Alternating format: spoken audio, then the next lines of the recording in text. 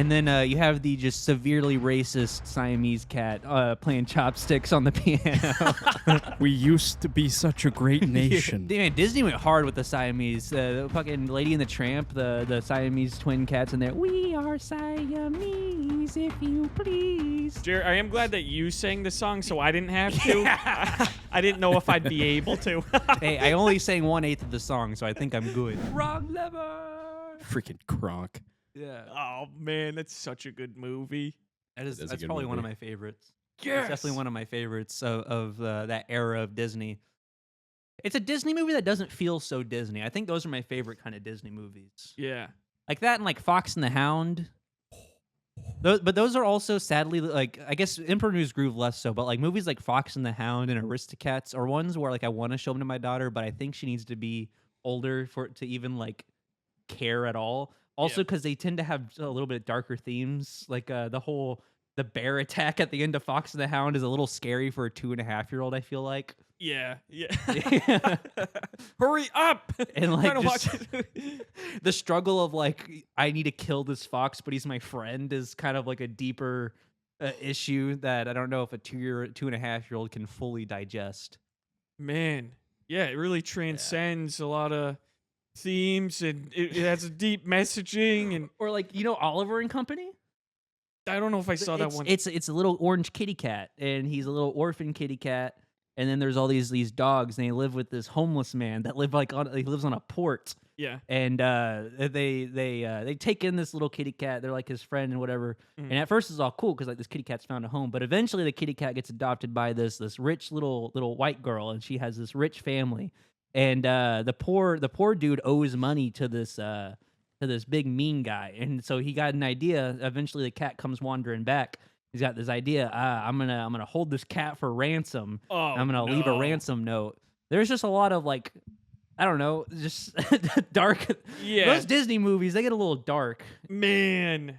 Get a little twisted. Yeah, they kept the adults entertained. Yeah. Which makes me like them, but They then I still look hold back. up. Yeah, I look back and I'm like, maybe 5. Yeah. Maybe 5 is a good time. 5's a good time. That's when I started watching Lord of the Rings. It's a Yeah. great time. That's when you introduce debt and like owing money to a bad guy. I think that 5 years old is when you introduce those kind of lessons. But if you do, Yeah, I'm very happy that I learned about extortion at a young age. Yeah. What's Really prepared me for later in life when I had an Italian roommate. Griffin, is there a deep moral lesson you want to teach your kids one day that you think a Disney movie kind of has put in there already? Absolutely crazy to watch Lord of the Rings at 5. it's crazy to not watch Lord of the Rings at 5. It's good versus It's evil. not something I'd ever thought about, but yeah, 5 is instill those values early. Yeah. Sometimes that thing you yearn for most is really just not good for you. That's Smeagol right there. That's Wow. Yeah, you think you want candy all the time. You think candy's so precious, but really, if you eat too much of it, you'll end up living in a cave and have no teeth and only wearing a loincloth. And so, Sounds pretty sweet. yeah. I'm trying to think. What are some good lessons, and then I can tailor it to the movie. Okay, I'm trying to think of lessons that are like maybe you would think are too much for a child, but they're in a Disney movie anyway. Maybe think of some Disney movies with some weird. We already got like Fox and the Hound's got a little dark and gritty. Yeah, Oliver. Bambi's pretty dark. Bambi loss. Yeah, I guess you can teach about loss. You can basically prepare your child for your own death. Oh, I heard an argument about Bambi that makes it less scary. What is it? Because it's all hand drawn. They're like, his mom didn't die. They just stopped drawing her in. That's a little meta. That's like a meta interpretation of. They just got. Hello, my face. 5-year-old. It's Yeah. actually not as sad as you think. Well, the thing is, in order to get your 5-year-old to understand the meta aspect of it, you do have to explain the misinterpretation of the death aspect of it, and then be like, "But that's not what's going on." They just stopped drawing. Now, her. Yeah. Now, Oh. do you let her watch, or her or him? Do you let your child watch the scene first, or do you preempt that conversation with, "Hey, you're about to see some pretty dark stuff. I think the whole shock of the whole situation is not knowing that Bambi's mom's going to die that first time. I wish I could go back and watch Bambi for the first time. For the first I think I was too young. Sorry. to develop. I'm sorry. No, it's okay. It's okay. I just didn't want to forget. I think I was just too young Yeah. to even form memories at that point. And so Bambi's just kind of a constant in my life. But back to what you were saying. For the first time in forever. I'm glad I was able to contribute to that meaningful storyline. Yeah, so I feel like with Bambi, like if you didn't say the mom died, like you probably won't even notice, right? Like, Yeah, I mean, loud noise. She doesn't show up anymore. Maybe she got scared away. She was just she got spooked. Bambi's mom's kind of a wuss. Yeah, yeah. I remember watching Old Yeller in first grade.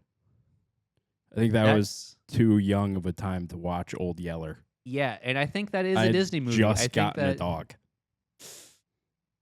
Oh. Hey, but you're learning responsibility. Your dog gets rabies. It's your dog. It's your responsibility to. Yep. Don't Your listen. dog gets rabies. You better know how to shoot him. That's another. You watch it at a young age. You don't really watch it again. Yeah, I've Everyone watched watches it it like- more I've not seen it since times than I can count. Really? I think it was my mom's boyfriend at the time. His Hot. mom. Yeah, his mom had a VHS player, and like one of 5 movies that was appropriate for me to watch was Old Yeller. I Damn. watched that. But yet again, it's kind of like with Bambi. It's like I wish I could remember the first time seeing it because I'm sure as a kid I was like, oh. But now every time after that I watch it, it's just implanted in my brain beyond creating memories, and so now I just know it's coming. Oh man. Matt, It Matt, do you remember the sucks. first time that you saw Return of the King? Oh yeah, dude. I remember before the movie even came out, we had a whole song about it coming out. That's real. What? Yeah, dude. I don't Can want you to sing it? Yeah, of course I could sing it, dude. The Lord of the Rings, the Return of the King, comes out on Tuesday morn. I didn't write the song. I was there for the song. I have older siblings and they led me astray to even remember that song to this point. Why would it come out on a Tuesday? I don't know. It shouldn't. I mean, it didn't matter. It worked. Yeah, you guys were seeing it regardless. Did you see the Which early number show? movie was it? The third. Damn, that would have been nice if it was the second one because you could say Tuesday for the two. Ah, fuck. Yeah. Alliteration or Or I something. guess it's Sunday, Monday, third day of the week. Third day of the week, third Lord of the Rings comes out. There we go. We figured That's it out. why- That's that's why. why. Marketing That's genius. the second verse. Yeah. So what was your question? I was gonna see if you had a similar, like, esoteric viewpoint of Lord of the Rings because of that same point. Since you watched it so young, Yeah, I mean, I don't know what esoteric means. I didn't either, but I used it in a sentence. I believe that someone who watched Lord of the Rings at 5 wouldn't know that word. Dude, we don't need to go into my Lord of the Rings bibliography or whatever you'd call it. And Jared, that's also where you're wrong. Matt knows what it means. He was giving an opportunity for our audience to learn. They didn't know what it meant. You're right. You're correct. Yeah. They just got here from watching gay porn. You know, Like, I'm there's a sorry. lot- I'm sorry there's for a making that big assumption. transition. Yes, we do have quite a gay porn audience who comes to us later. Oh yeah. Yeah, 'cause there's a lot of Afterwards. data this to back this this is up. their post nut clarity right here. Is Yeah. Exactly. Oh my God, what have I done? Comedy virgins, yes. Yeah. No This'll one keep me on the straight and narrow. No one wants to watch comedy virgins when their mind is clouded with too much nut. This is I just can't focus on all these through lines. yeah. There's too many through lines to follow along with. Yeah, can't be watching us when you're gooped up. You got to drain that icky milk factory of yours. Dude, it's like we could also be I just went blank on the term. They're like they're Esoteric. post care. They come to us for to feel good about what just happened. That's it. We like.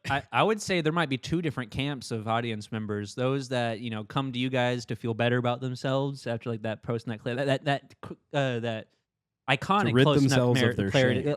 post nut clarity, where you're like, damn, what did I just fucking do? But then you have the other ones who have the post nut clarity, and they're like, damn, I can see clearly now that this is just as good as gay porn. Like, Okay, then that's three different camps then, because you got one that comes to us in shame. okay, You got one that comes to us for, I guess, intelligence or yeah. Intelligence. Yeah. I forgot Or to mention still being- intelligence. still being horny. Yeah, And then the third one comes to us for comfort. yeah. This is like you don't want to be watching any more gay porn after you've already completed, because it's like you want to save that for the next time. You don't want to you don't want to be spoiling true. ahead, because then it's like the next time you're trying to do it's like, well, I've already seen this scene. It's like I already know how it's gonna end. He comes, I come. But then you're like, okay, I gotta watch something that's in the same camp as gay porn, but not quite as Adjacent. Yeah, Gay gay porn porn adjacent. adjacent. Y'all should put that in y'all's like biography. Like, welcome to the Comedy Virgins. We are gay porn adjacent. Welcome to the show. Yeah. If you've come to us immediately after draining your icky milk factory, Yeah. you are in for a treat. Come to us, don't come to us. Do that with the game porn. But if it does happen, leave a comment, please. Yeah. We want to know which part of it got your rocks off. See, the problem is you don't want people coming to the podcast, because then the posting up clarity might happen while they're watching the podcast, and they may decide that their clarity makes them not want to watch the podcast. Yeah, if it happens like 5 that minutes would in. never happen. Because you don't want them to rely on horniness to watch the podcast, because then as soon as they come, they want to save the podcast for horniness. So they're only watching in like 5, 10-minute increments. Oh my max. gosh, that's terrible is- for the algorithm. Yeah, yeah. That is currently what's happening, though.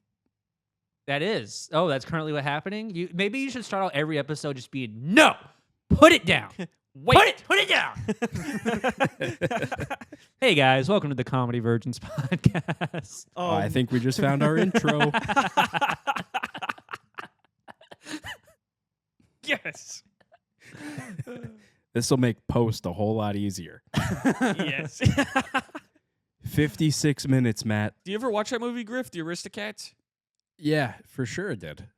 I don't remember it, and it's been a very long time, but I for sure have seen it. My What's favorite that song? It's like Everyone Wants to Be a Cat or something. Everybody wants to be a cat. Oh yeah. And then you have the just severely racist Siamese cat playing chopsticks on the piano. We used to be such a great nation. Damn, Disney went hard with the Siamese. The fucking Lady and the Tramp, the Siamese twin cats in there. We are Siamese, if you please. Oh my God, I thought that was from the Aristocats, but you're right, No, it is it's from two Lady and the sets. Tramp. Two separate. Every iteration of Siamese cats in Disney is just heavily race inspired. They were just paying homage. You're right, but now that I think about it more, the Siamese twin cats, they were owned by like the like a grandma or an aunt of the lady's owners, and like if they were really owned by her, they'd be like Central America type kitty cats, unless she got them from like Asia. Oh, she traveled. Yeah, she traveled. She imported them from that's- Asia. That's a fun idea. So you either have cats that were born abroad and brought to wherever this aunt lives, so they have the accent and they act culturally like their homeland, or you have cats born in the area, not from their homeland, and they come out talking like that because of genetics. Maybe either that, or maybe the grandma wants to raise them in their culture, and so she's like, "You Oh, cats that could want be it. food." And Oh man. Jared, I am glad that you sang the song so I didn't have to. I didn't know if I'd be able to. hey, I only sang 1/8 of the song, so I think I'm good. That's the spot on number right there. You want to be at that or below that. Yeah. I can't go over. If I start singing half the song, I'll get a riot. We get going on. flagged. 1/8 is plausible deniability. Yeah. You guys love plausible deniability.